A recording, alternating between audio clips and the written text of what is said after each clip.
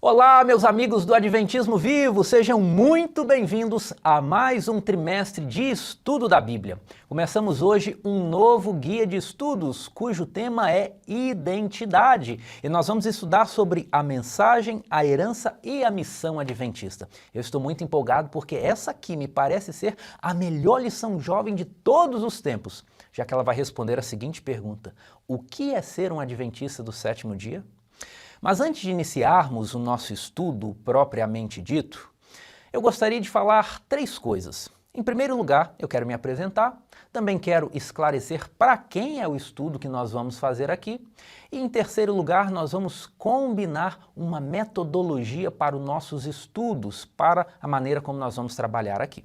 Lembrando que nós temos um índice na descrição do vídeo, aqui embaixo, que mostra o momento em que cada assunto será falado.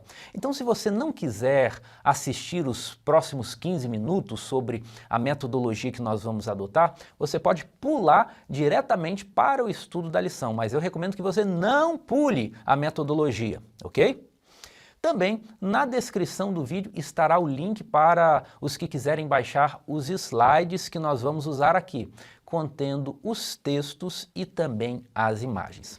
Então vamos lá, vou me apresentar. Meu nome é Timóteo Elker, eu sou irmão do Tiago, que é o apresentador oficial aqui do canal Adventismo Vivo. E talvez você já tenha me visto apresentando a lição de adultos que falou do livro de Gênesis e também aquela lição sobre imortalidade e ressurreição. Aqui na lição de jovens é a minha primeira vez e eu estou animado porque eu também sou professor da classe de jovens na igreja em que frequento. Em segundo lugar, eu preciso esclarecer para quem é o estudo que nós vamos fazer aqui.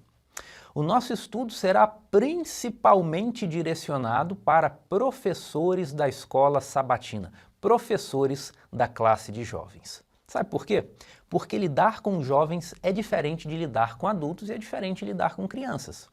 Os jovens demandam um tratamento próprio.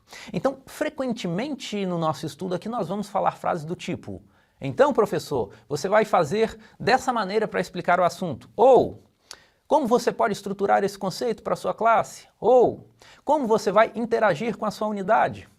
Porque nós estamos pensando em auxiliar aqueles que são professores de jovens da igreja local.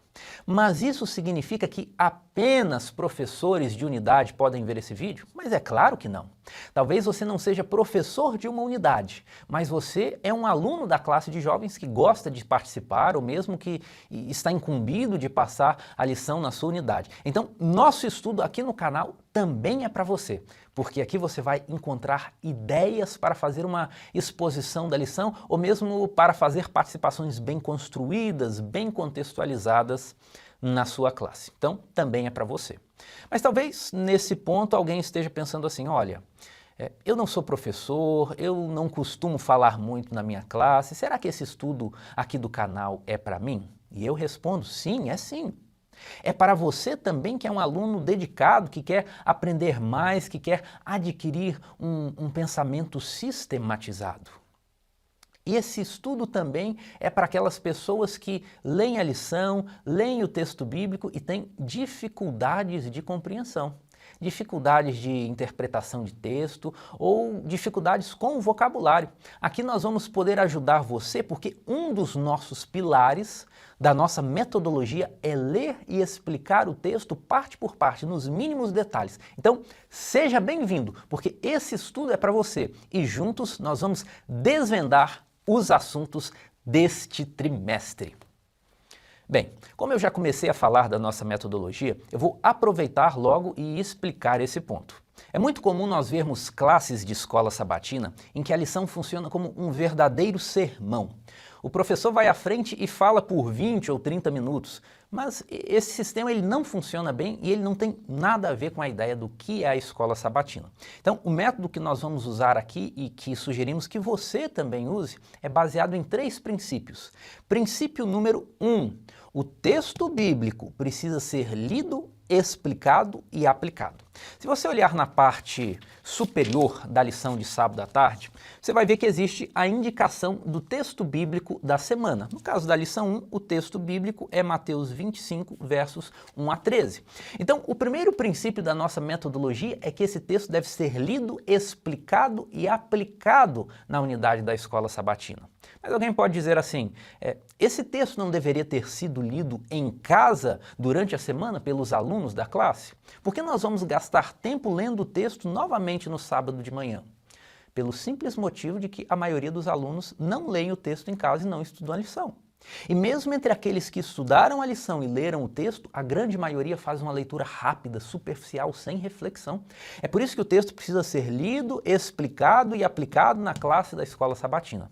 E essa leitura, professor, você pode distribuir entre os alunos da classe. Então, por exemplo, um participante lê o verso 1, depois o outro lê o verso 2, depois o outro lê o verso 3 e assim sucessivamente. E procedendo dessa maneira, você já está envolvendo, engajando a participação dos alunos da sua classe e acabando com a monotonia. Então, ler o texto bíblico é o primeiro passo. O segundo passo é explicar. O que significa explicar o texto? Explicar o texto envolve esclarecer o significado de palavras que não são muito conhecidas. Então, por exemplo, o texto-chave da lição de número 1 trata da parábola das 10 virgens. E essa parábola fala em 5 virgens nécias e 5 virgens prudentes. Será que seu aluno sabe o que significa essa palavra nécia, virgens nécias? Essa palavra não faz parte do vocabulário comum de um jovem do século XXI.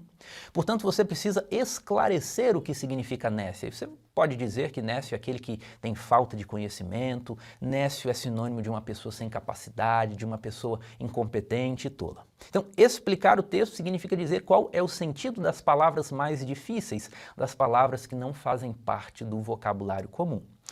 Mas explicar também significa esclarecer o contexto da passagem bíblica que está sendo lida. Por exemplo, nessa parábola das 10 virgens é dito, eis o noivo sair ao seu encontro. E aqui é fundamental que seja feita uma contextualização, porque o procedimento de casamento no Antigo Oriente é muito diferente do casamento que nós vemos hoje. Atualmente, o noivo espera a noiva no altar. Mas a parábola que Jesus está contando não é de um casal que se encontra no altar de uma igreja. Então, você precisa explicar, por exemplo, o funcionamento do antigo casamento oriental para que o texto não pareça estranho para o seu aluno. Também faz parte da explicação do texto nós esclarecermos o sentido dos símbolos, das figuras de linguagem que são empregadas. Na parábola das 10 virgens, nós temos o azeite, por exemplo, que simboliza o Espírito Santo. Mas também, como estamos diante de uma parábola, podemos dizer que toda essa história é símbolo de uma realidade maior. A parábola das 10 virgens é símbolo de Cristo recebendo o reino ao final do juízo investigativo. Então, na parte da explicação, é necessário que você alerte os seus alunos sobre a existência de um símbolo naquele texto e diga qual é o significado daquele símbolo. Então, em resumo, em primeiro lugar, nós lemos o texto e então nós explicamos o texto esclarecendo qual é o significado das palavras, qual é o contexto do que está sendo lido e qual o sentido dos símbolos e das figuras de linguagem que aparecem no texto lido. Feito isso, nós vamos para o terceiro passo, que é a aplicação do texto. Aplicar o texto significa responder as seguintes perguntas. Como que eu vou agir com base nisso que eu acabei de ler? Qual é o impacto desse texto na minha vida? Nós podemos falar que a aplicação é a lição espiritual que você vai retirar do texto. Então, utilizando esse exemplo da parábola das 10 virgens, a aplicação mais básica e comum desse texto é nós ressaltarmos que nem todas as virgens que esperavam o noivo estavam prontas para encontrá-lo. Da mesma forma, nem todos que esperam Jesus voltar estarão prontos para encontrá-lo. É necessário aprontar a nossa vida, preparação para o encontro com Jesus. Mas perceba que só foi possível fazer essa aplicação porque o texto anteriormente foi lido e explicado. Uma aplicação depende da leitura e da explicação do texto. É por isso que nosso primeiro princípio de metodologia do estudo da lição é leitura, explicação e aplicação do texto.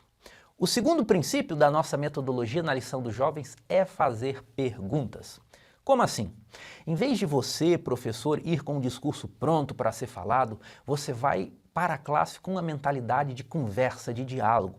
Você vai fazer perguntas para que os alunos possam interagir por meio de respostas. E é nesse movimento de perguntas e respostas que você vai transmitir o conteúdo. E você poderia se perguntar, mas por que fazer perguntas se assim é mais difícil? Conversar por meio de perguntas não dá mais trabalho? Sim, é verdade, dá mais trabalho. Mas esse era o método que Jesus usava. Jesus fazia perguntas o tempo todo.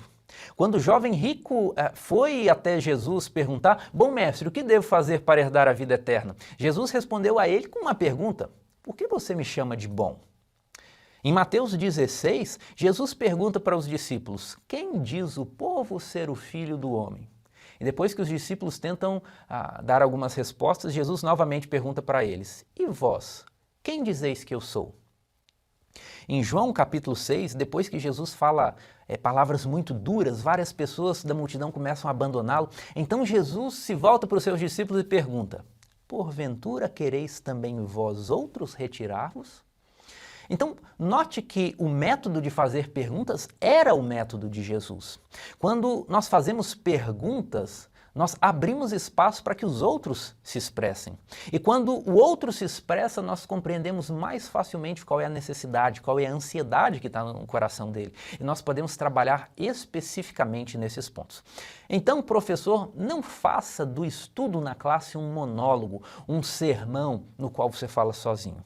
Faça algo interativo lançando questões para os seus alunos. Isso vai despertar a curiosidade deles, porque quando você está falando sozinho, eles estão passivamente recebendo um conteúdo. Mas quando você lança uma pergunta, isso desperta o funcionamento do cérebro. Então, o conhecimento é construído de uma forma ativa.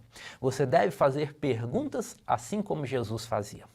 Mas agora vamos ao terceiro princípio da nossa metodologia de exposição da lição. E esse terceiro princípio consiste em falar com entusiasmo, falar com energia. Por que nós precisamos falar com entusiasmo? Porque o nosso público jovem é um público que está acostumado com a dinâmica do TikTok. É um público que gasta horas rolando o feed do Instagram. É um público que funciona na velocidade dos shorts do YouTube. Então, se você não comunicar energia e entusiasmo na sua fala, ela se tornará enfadonha e a atenção dos alunos será desviada da exposição da Bíblia e isso nós não queremos. Mas você poderia lançar a seguinte objeção. Você está dizendo que eu vou ter que mudar o meu jeito de falar só porque o público jovem é superestimulado pelas redes sociais e pela velocidade das coisas na internet? Não. Essa não é a única razão. A verdade é que os pregadores da Bíblia não falavam de maneira monótona e nós devemos imitá-los nessa virtude. Se você for ver os relatos do livro de Atos e mesmo as cartas de Paulo, frequentemente é dito que eles falavam com ousadia. Por exemplo, em 2 Coríntios capítulo 3, verso 12, Paulo diz assim, tendo, pois, tal esperança, servimos de muita ousadia no falar. No livro de Atos é dito que os apóstolos pregavam de maneira ousada em nome do Senhor, que Paulo falava ousadamente quando estava dissertando sobre o reino de Deus. Então, nós também precisamos dessa virtude. Mas atenção, falar com energia, com ousadia, com entusiasmo, não é gritar, não é brigar, não é cortar o outro que estava falando ao falar mais alto que ele, nada disso. Essas coisas são falta de educação. Falar com entusiasmo significa manifestar alegria na voz, no semblante, significa falar as palavras com boa dicção e também num tom de voz suficientemente alto para que todos ouçam e entendam com clareza o que está sendo dito. Significa também apresentar as ideias e os conceitos de modo claro, bem organizado. E pode ser que alguém diga, mas eu naturalmente não falo com entusiasmo, como é que eu posso aprender a ser mais entusiasta? E a resposta é oração, treino e planejamento. Você precisa orar a Deus falando, Senhor, me dê a mesma intrepidez, a mesma ousadia que marcava os apóstolos da igreja primitiva. Você começa pedindo essa habilidade a Deus. Em segundo lugar, você treina. Você treina como pronunciar as palavras de forma clara. Você pode treinar como será a sua abordagem na lição. Você pode treinar como vai se dirigir para a classe. E, por fim, você precisa fazer um planejamento. Você tem que saber como vai ser a introdução do assunto na classe, quais perguntas você vai fazer, quais respostas os alunos possivelmente vão dar e como você vai reagir se alguma resposta absurda aparecer. Você tem que ir para a sua unidade preparado para todos esses cenários. Então, lembre-se, terceiro princípio da nossa metodologia, entusiasmo ao falar. Esse entusiasmo é conseguido por meio da oração, do treino e do planejamento. Por fim, meu querido professor, eu quero respeitosamente lançar uma reflexão. Vamos nos perguntar, será que eu tenho sido um professor enfadonho na minha classe?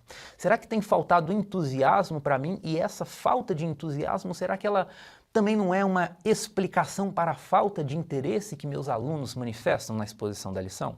Vamos refletir sobre isso e melhorar o que estiver ao nosso alcance, porque o nosso grande objetivo é salvar os jovens, salvar os membros da nossa unidade. E para isso nós faremos o possível e o impossível. Combinado? Que Deus nos ajude nesse propósito. Então, agora, depois de combinarmos qual será nosso estilo, nossa metodologia, nosso jeito na condução da lição, nós vamos iniciar a abordagem do estudo número 1, Abençoada Esperança. Sobre o que essa primeira lição fala? Basicamente de dois elementos, o movimento milerita e a parábola das 10 virgens de Mateus 25. Então são sobre esses dois assuntos que nós vamos conversar na lição. Não precisa inventar moda, não precisa se preocupar em fazer algo fantástico, não precisa se preocupar com uma aplicação inédita, só precisa se preocupar com uma coisa, explicar bem esses dois assuntos, o movimento milerita e a parábola das 10 virgens. Para introduzir esse assunto, você pode iniciar com a sua classe fazendo perguntas do tipo: vocês sabem como surgem as igrejas? Por que algumas denominações se dividem e formam novas denominações? E possivelmente você vai ouvir respostas do tipo: novas igrejas surgem por divergências teológicas, doutrinárias, ou novas igrejas surgem por divergências em como administrar os dízimos e as ofertas. Então você pode perguntar: e a igreja adventista? Como ela surgiu? Por que ela surgiu? E nesse momento a curiosidade da classe já vai estar um pouco aguçada e é a hora da história. E a história a ser contada é a história de Guilherme Miller. Guilherme Miller nasceu nos Estados Unidos no ano de 1782. E essa data é significativa porque nós sabemos que a independência dos Estados Unidos ocorreu bem próximo, em 1776. Então Guilherme Miller nasce no período inicial dos Estados Unidos como nação independente. Esse é o contexto histórico. A família de Guilherme Miller era cristã, eles eram da Igreja Batista, e Miller recebeu uma educação cristã, religiosa, de base bíblica. Porém, depois que Miller se casou, em 1803, quando ele tinha 21 anos de idade, ele começou a ler livros que estavam relacionados ao iluminismo, livros que eram a base filosófica do movimento de independência dos Estados Unidos. Nós podemos citar as obras de David Hume, Voltaire, Thomas Paine. E pela leitura desses livros, Guilherme Miller se tornou um deísta. Você sabe o que é um deísta? Você sabe o que é o deísmo? É a crença de que Deus criou o mundo e o colocou em funcionamento baseado em leis inalteráveis de causa e efeito. Para explicar o deísmo, muitas vezes nós usamos a ilustração de um relógio analógico, composto de pequenas engrenagens que estão ordenadas e vão girando para dar o movimento final do relógio. Deus seria o grande relojoeiro, o fabricante do relógio que é o mundo. Na compreensão deísta, Deus criou o universo com suas engrenagens, que são as leis naturais de causa e efeito. Mas Deus abandonou esse mundo à própria sorte. Segundo o deísmo, Deus não interfere nos negócios humanos e no modo natural do mundo funcionar. Então, para o deísmo, as pessoas deveriam buscar a pureza, a bondade, a honestidade, mas coisas como crer em oração, crer num Salvador, essas coisas são consideradas superstições. Da mesma forma, os milagres, o perdão de Deus, a ressurreição dos mortos eram crenças não toleradas pelo deísmo, porque elas são baseadas na ação de Deus de interferir na vida humana, e o deísmo não acredita que Deus interfira na vida humana nem no funcionamento do universo. Como consequência desse tipo de pensamento, Guilherme Miller também deixou de crer na Bíblia como a palavra de Deus. Para Miller, a redenção não viria do sacrifício de Jesus na cruz. A redenção era encontrada na política, na formação de uma sociedade livre e bem organizada. E por causa disso, Miller se alistou para lutar na Guerra Anglo-Americana de 1812, um conflito entre Inglaterra e Estados Unidos. E os acontecimentos dessa guerra mudaram para sempre a percepção de Miller. Na Batalha de Plattsburgh, de 1814, Miller conta que uma bomba explodiu a 1 metro de distância dele, mas ele não morreu nem se feriu. Além disso, os Estados Unidos ganharam essa batalha, sendo que os ingleses tinham 3 vezes mais soldados que os americanos. E esses eventos fizeram com que Miller se questionasse: seria possível que Deus tenha um interesse especial pelos Estados Unidos? Porque, pelo princípio da causa e do efeito, é o exército mais forte que deve ganhar, mas tinha acontecido o contrário. Seria possível que Deus realmente se interessa e cuida dos indivíduos? Porque, pelo princípio da causa e efeito, uma bomba explode e mata quem está próximo. Mas Miller sequer foi ferido. E quando a guerra acabou, ele voltou para sua vida normal de fazendeiro, mas essas questões continuavam martelando em sua mente. De vez em quando, Miller frequentava a igreja batista nos domingos de manhã, especialmente quando seu tio pregava. Mas quando eram outros pregadores, ele não gostava de ir à igreja porque achava que eles liam muito mal o sermão. Sim, naquela época o sermão era lido, não era apresentado de maneira espontânea como nós conhecemos hoje. E a mãe de Miller, interessada que o filho frequentasse a igreja, pensou o seguinte: ora, se meu filho não vai à igreja porque acha que as pessoas leem muito mal o sermão, eu já sei. Eu vou providenciar para que ele seja convidado a ler o sermão. Assim ele vai comparecer com mais frequência à igreja. E a estratégia deu certo. Miller era convidado para ler o sermão e ia para a igreja e participava do culto. E em certa ocasião, já no ano de 1816, Miller estava lendo um sermão e no meio da leitura ele ficou completamente dominado pela emoção e não conseguiu chegar ao fim da leitura. Ele experimentou o senso de desespero pelos próprios pecados e pela primeira vez em sua vida adulta ele sentiu a necessidade de um Salvador. Até então, ele comparecia à igreja apenas para agradar a sua família, mas naquele momento ele sentiu que uma religião meramente formal não preenchia as necessidades do coração. E Miller fez o seguinte raciocínio: se o coração tem necessidades que podem ser preenchidas não pela filosofia, não pelo racionalismo, mas sim pelo Salvador apresentado na Bíblia, então pode ser verdade que a Bíblia é a palavra de Deus. E também pode ser verdade que Deus se importa e interfere na vida humana. E ele concluiu que deveria iniciar o estudo da Bíblia. Como era esse estudo que Guilherme Miller fazia na Bíblia? Ele usava apenas uma Bíblia e uma concordância bíblica, a concordância de Cruden. Você sabe o que é uma concordância bíblica? É um livro que lista todas as passagens bíblicas sobre um tema ou sobre uma palavra. Então, se você abrir uma concordância bíblica, ela vai começar com a letra A. E entre as palavras que começam com a letra A, você vai ter a palavra amor. E quando você olha o verbete amor na concordância bíblica, vai ter dezenas de versos que falam sobre o tema do amor ou que tenham a palavra amor neles. Isso é uma concordância bíblica. Era a ferramenta que Miller usava para estudar. E Miller leu verso por verso da Bíblia começando de Gênesis 1, e ele não passava para o verso seguinte a não ser depois de compreender o verso que tinha lido. Ele usava a Bíblia como sua própria intérprete, comparando texto com texto para entender o sentido das palavras e das expressões. Mas um dia, Miller chegou no texto de Daniel 8,14, que diz assim: até 2.300 tardes e manhãs e o santuário será purificado. Qual era o sentido dessas palavras? Como entender isso? Miller encontrou o texto de Números 14:34, no qual Deus disse para os israelitas que cada dia representaria um ano. Ele também notou que no livro de Ezequiel, no capítulo 4, nos versos 6 e 7, Deus deu cada dia por um ano. E com base nesses textos, Guilherme Miller descobriu o princípio do dia-ano, segundo o qual um dia profético representa um ano literal.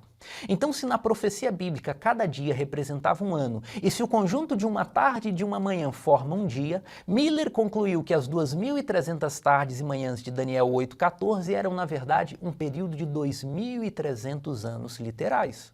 Mas agora ele precisava descobrir quando esse período de tempo começava. E a resposta para essa pergunta ele encontrou em Daniel 9:25, que diz assim: desde a saída da ordem para restaurar e para edificar Jerusalém. Então, o início dos 2300 anos era a saída da ordem para restaurar e para edificar Jerusalém. Mas quando essa ordem foi dada?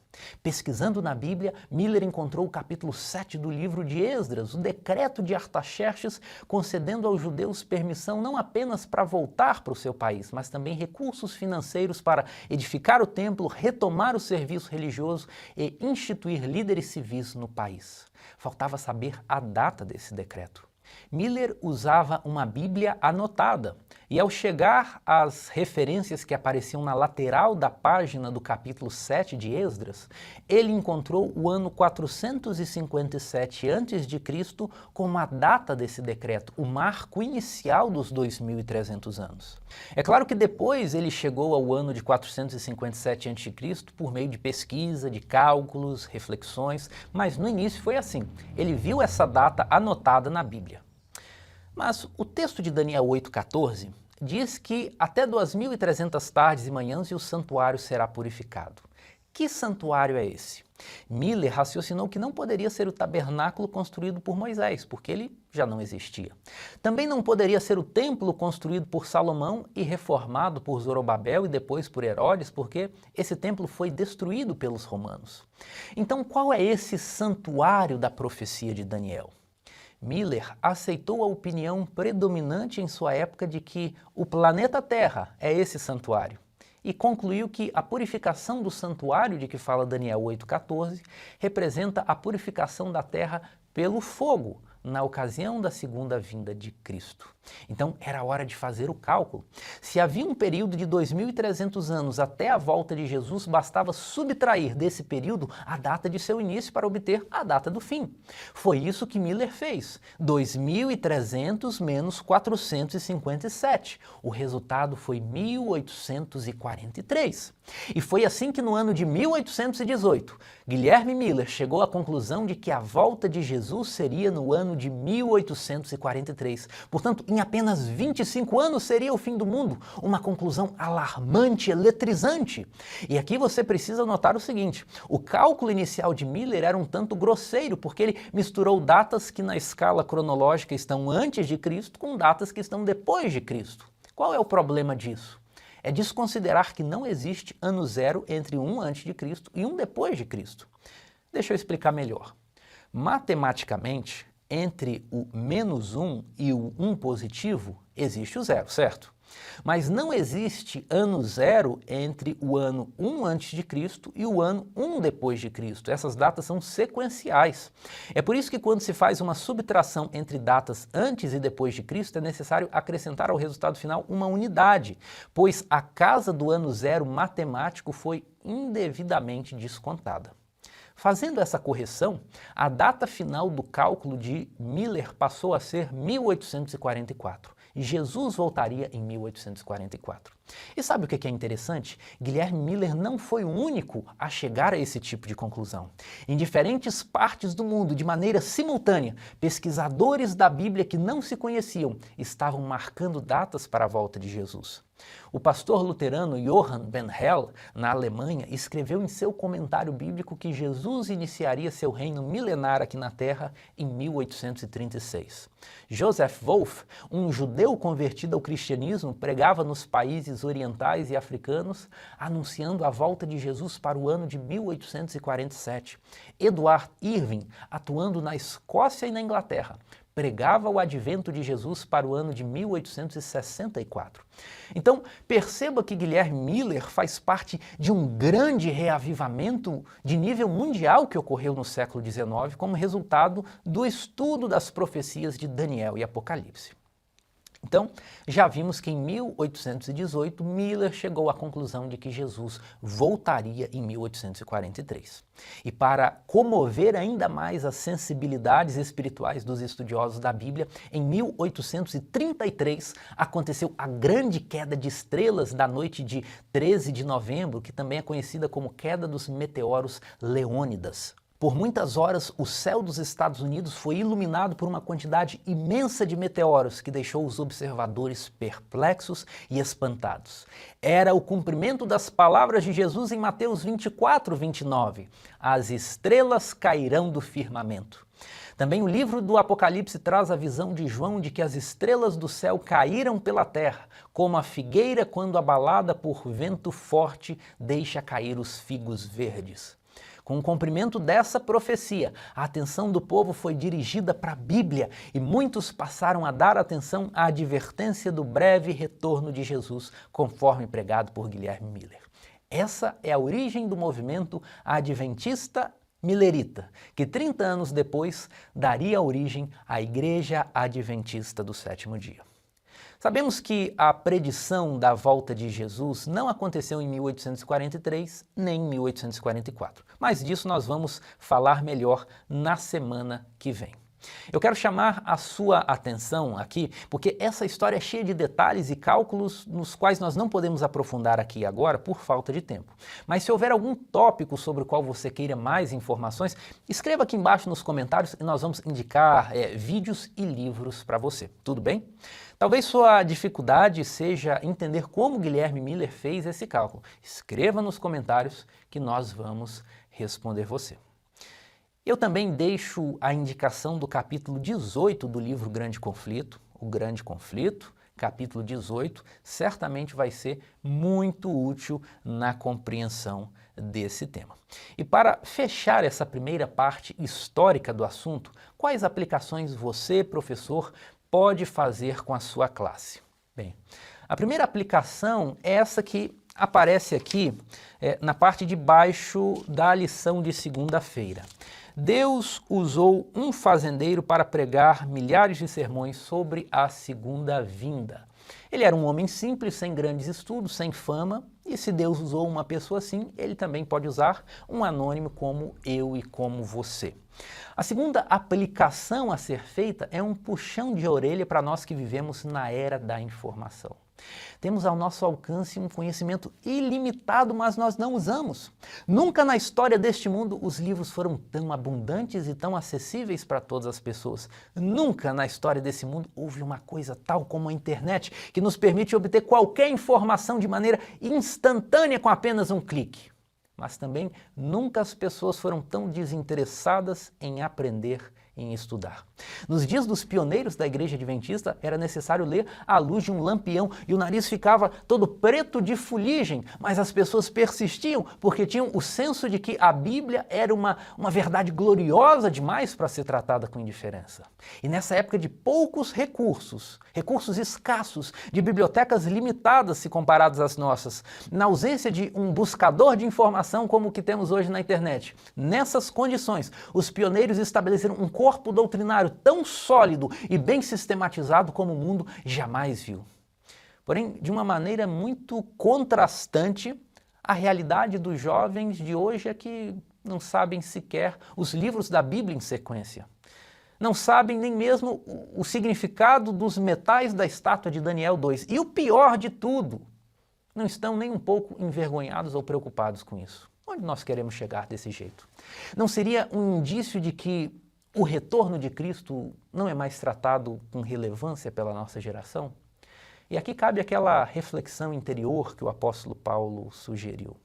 Examinai-vos a vós mesmos se realmente estáis na fé. Provai-vos a vós mesmos. Meu amigo jovem, eu quero fazer um apelo para você. Pare de desperdiçar sua vida com coisas fúteis, vazias e bobas. Pare de gastar seu tempo com videogames, com filmes, com seriados e vá adquirir conhecimento bíblico para você se tornar útil para o reino de Deus. Esses passatempos estão tornando você um inútil, um degenerado. A verdade é que ou eu vivo de acordo com uma volta de Jesus que breve vai acontecer, como Guilherme Miller, ou a volta de Jesus não significa nada para mim. Que essa história de Guilherme Miller nos conduza a essa solene reflexão. Agora então, vamos para a segunda parte da nossa lição, que é a parábola das 10 virgens. Nós precisamos entender essa parábola e também compreender qual é a relação dela com o movimento adventista millerita. E nesse ponto pode ser que alguém esteja pensando, Ora, já se passou muito tempo, não vai dar para reproduzir toda essa sequência na minha classe. Mas calma, nós demoramos quase 20 minutos para entrar no estudo da lição. Na sua classe você não vai precisar gastar esse tempo. Você vai ter tempo suficiente para contar a história de Guilherme Miller, como nós fizemos aqui, e para explicar a parábola das 10 virgens. Vamos falar dela agora. Mateus 25:1 começa assim: então o reino do céu será semelhante a 10 virgens. Veja essa primeira palavra, então. Ela é importante. A palavra então é uma conexão entre aquilo que aconteceu antes e o que Jesus vai dizer em seguida. O que aconteceu antes da parábola das 10 virgens? No capítulo 24, Jesus proferiu seu sermão profético no Monte das Oliveiras. Os discípulos mostraram para Jesus como o templo de Jerusalém era grandioso, bonito, imponente. E Jesus respondeu que ele seria destruído e que não ficaria pedra sobre pedra. E os discípulos se assustaram com essa fala de Jesus e pediram que Jesus explicasse 3 coisas para eles. Isso está em Mateus 24, verso 3. Os discípulos falaram assim: dize-nos quando sucederão estas coisas, e que sinal haverá da tua vinda e da consumação do século. E Jesus passa grande parte do capítulo 24 explicando esses assuntos para os discípulos. Ele fala da destruição de Jerusalém, da perseguição pagã e papal ao povo de Deus. Ele fala do escurecimento do sol, da lua e das estrelas, que a gente viu minutos atrás. E depois disso, Jesus começa a contar uma série de parábolas que tem como ponto em comum a existência de 2 grupos. Um que está preparado para receber o reino de Deus e outro que não está preparado. A palavra então, no início do capítulo 25, revela que ao Jesus contar a parábola das 10 virgens, ele ainda está falando do mesmo assunto. Um grupo que está pronto para a chegada do reino de Deus e outro que não está preparado. Nessa parábola das 10 virgens, a experiência do povo de Deus é ilustrada pelas cenas de um casamento oriental. Você sabe como era um casamento oriental?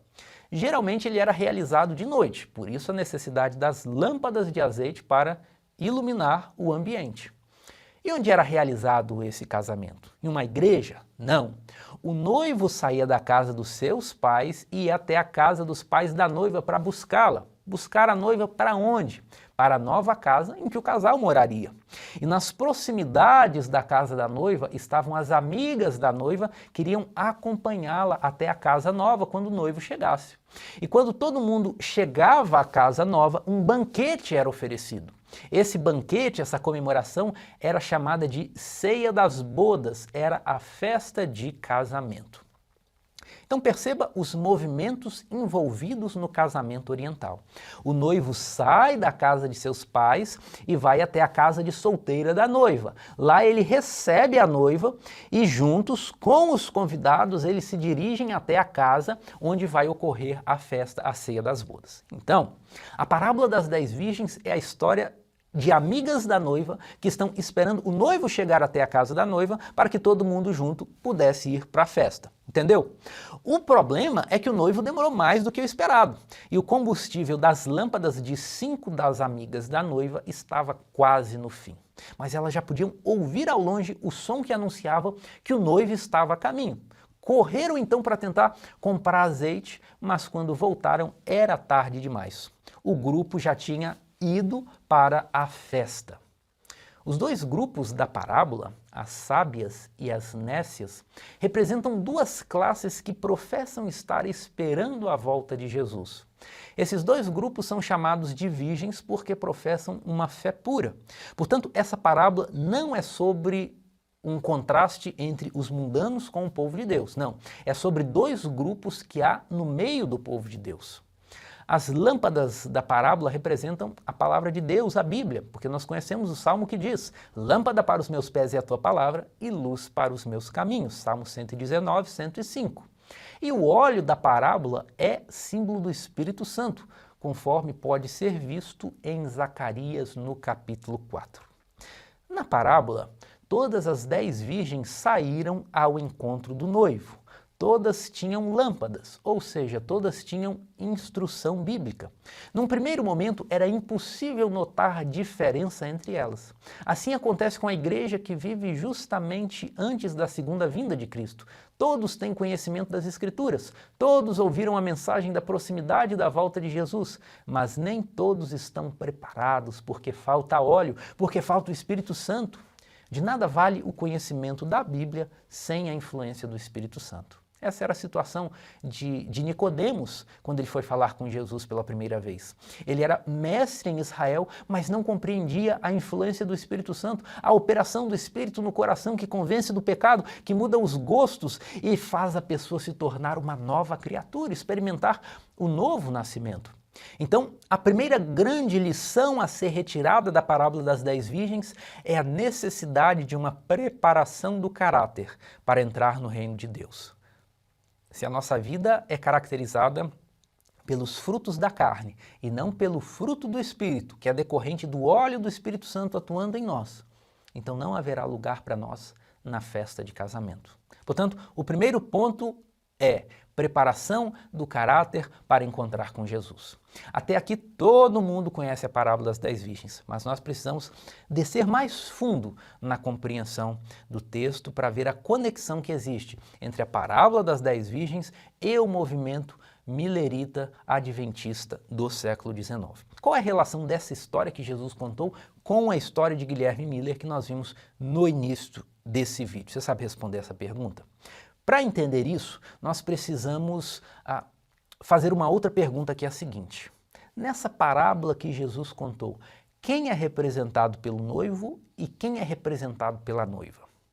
Para responder isso, vamos até o livro de Apocalipse, no capítulo 21, a partir do verso 9. Diz assim: Então veio um dos 7 anjos que tem as 7 taças cheias dos últimos 7 flagelos e falou comigo dizendo: Vem, mostrar-te-ei a noiva, a esposa do Cordeiro. E me transportou em espírito até uma grande e elevada montanha e me mostrou a cidade santa, Jerusalém, que descia do céu da parte de Deus. Então, com base nesse texto, quem é o noivo?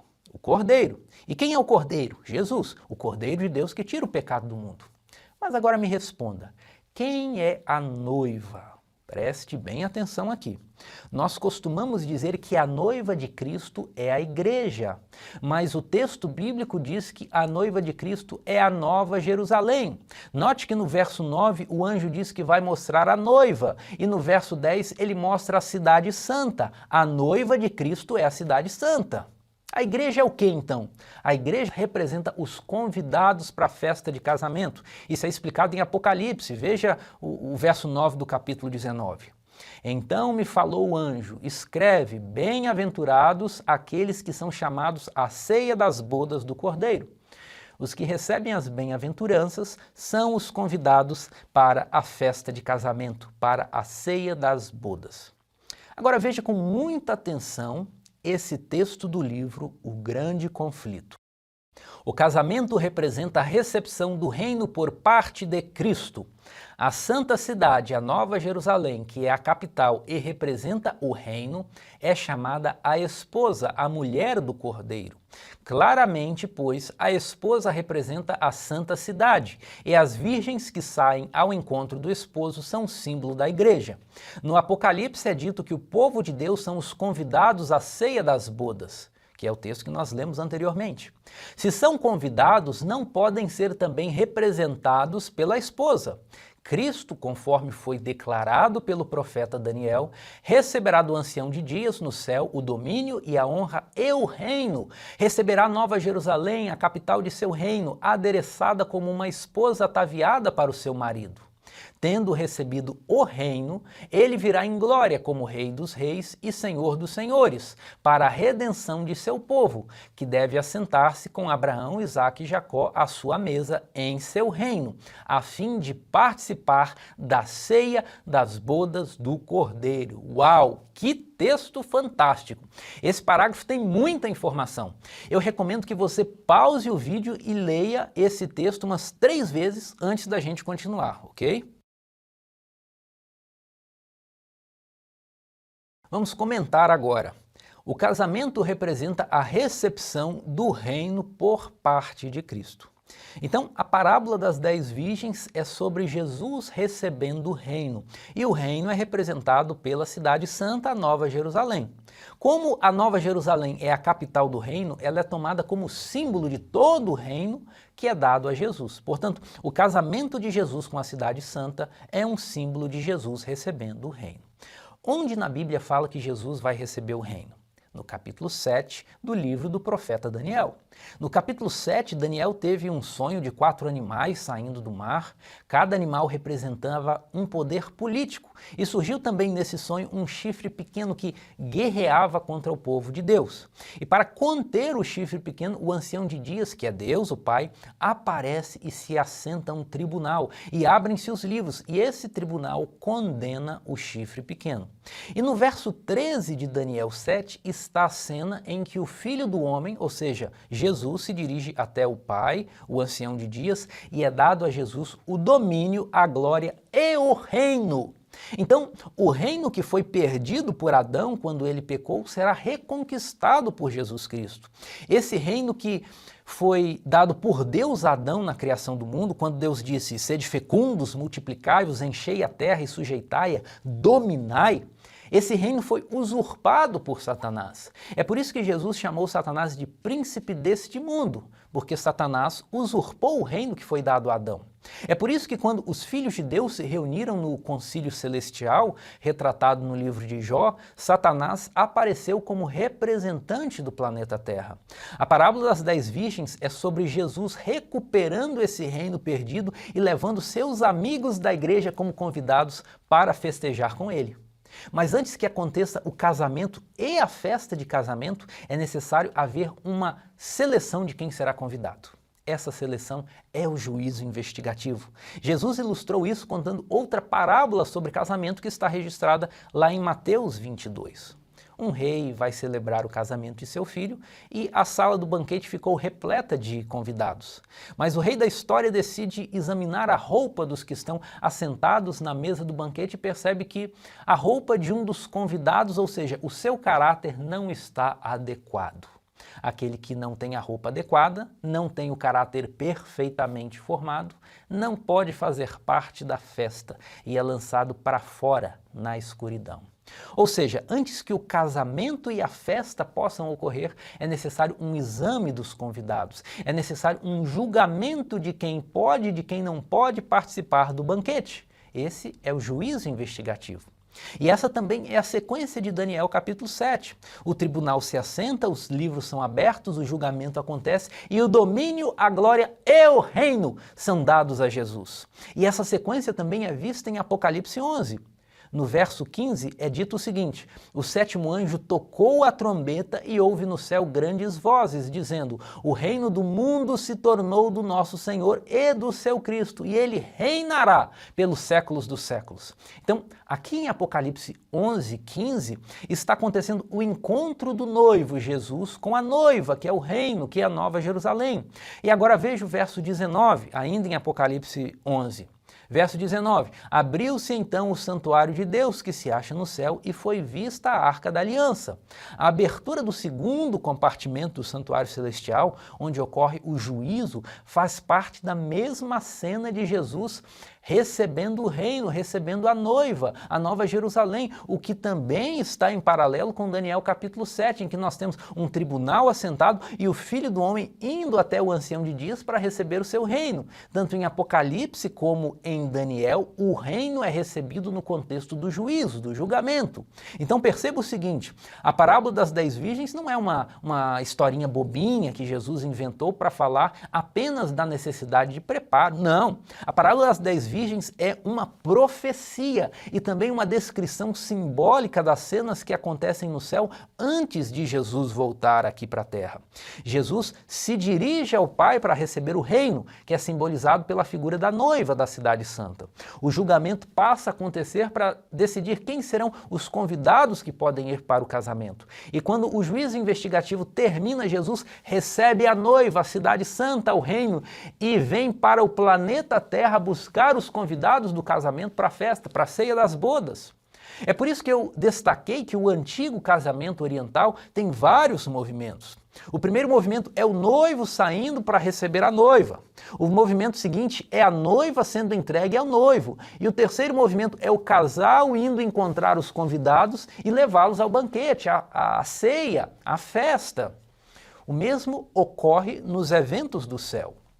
Em 1844, Jesus foi ao encontro de seu pai para receber o reino, para receber a noiva, que é a Nova Jerusalém.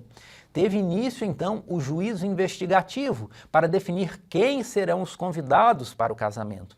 E quando essa análise de convidados terminar, Jesus receberá o reino, receberá a noiva e virá para este planeta buscar aqueles que se prepararam para fazer parte da festa.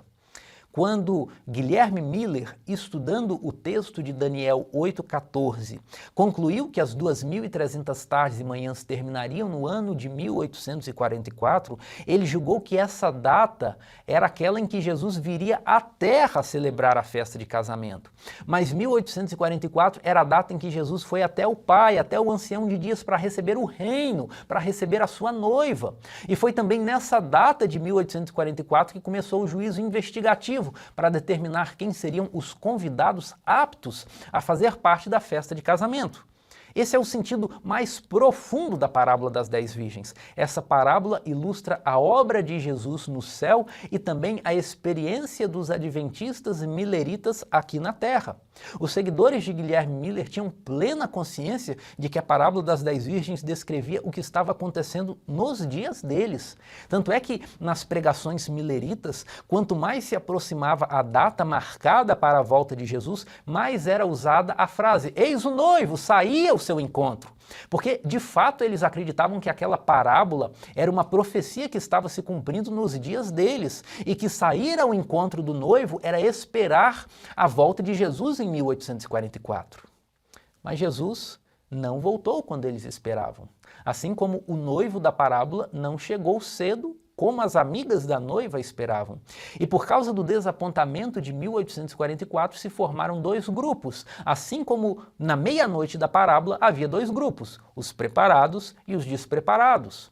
Aqueles que tinham um interesse superficial na profecia bíblica e que estavam com os milleritas apenas pelo calor do momento, pelo entusiasmo coletivo e não por uma experiência individual com Deus, logo desanimaram e abandonaram a fé. O outro grupo, que sempre tinha buscado o Espírito Santo como guia para a compreensão da vontade de Deus, permaneceu firme, mesmo em meio à perplexidade, mesmo sofrendo zombaria dos descrentes. Eles sabiam que o cálculo estava certo, mas ainda não tinham a explicação para o evento. Essa explicação é justamente o tema da semana que vem, da lição 2. Para encerrarmos, veja o fim da parábola em Mateus 25, verso 10. E saindo elas, as virgens nécias, para comprar o azeite, chegou o noivo, e as que estavam apercebidas entraram com ele para as bodas, e fechou-se a porta. Mais tarde, chegaram as virgens nécias clamando: Senhor, Senhor, abre-nos a porta. Mas ele respondeu: Em verdade vos digo que não vos conheço. A porta de que fala essa parábola é a porta da graça. Ela ainda está aberta. Ainda é tempo de misericórdia. Jesus ainda oferece o perdão dos pecados. Ele continua convidando todo pecador ao arrependimento, a abandonar seu caminho de impiedade e voltar para os caminhos de Deus e experimentar a alegria da salvação. Mas chegará um tempo em que essa porta se fechará. A misericórdia acabará e não haverá mais oportunidade de salvação. Nesse tempo, o imundo continuará imundo e o justo continuará na prática da justiça. Portanto, a parábola das 10 virgens também é um convite para entrar nas bodas do Cordeiro enquanto a porta ainda está aberta. Não podemos entrar fisicamente, pois as bodas acontecem no céu, mas nós podemos entrar em espírito, pela fé, contemplando a última obra de intercessão que Jesus realiza agora em nosso favor e tomando atitudes práticas de abandonar os nossos pecados enquanto ainda existe graça. Meu amigo, hoje é a oportunidade de salvação.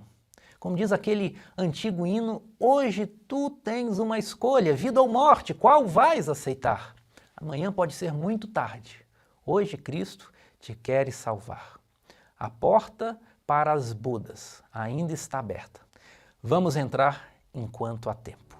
Acabamos por aqui. Se esse conteúdo foi útil para você, por favor, aperte o botão de gostei e compartilhe também com outras pessoas que vão gostar de saber mais sobre a parábola das 10 virgens. E se você quiser se aprofundar, leia também os capítulos 22 e 24 do livro O Grande Conflito, além do capítulo 18 que eu já tinha mencionado antes. É isso, fique firme na fé, fortaleça sua unidade de escola sabatina e nos vemos na semana que vem em mais um estudo. Que Deus o abençoe.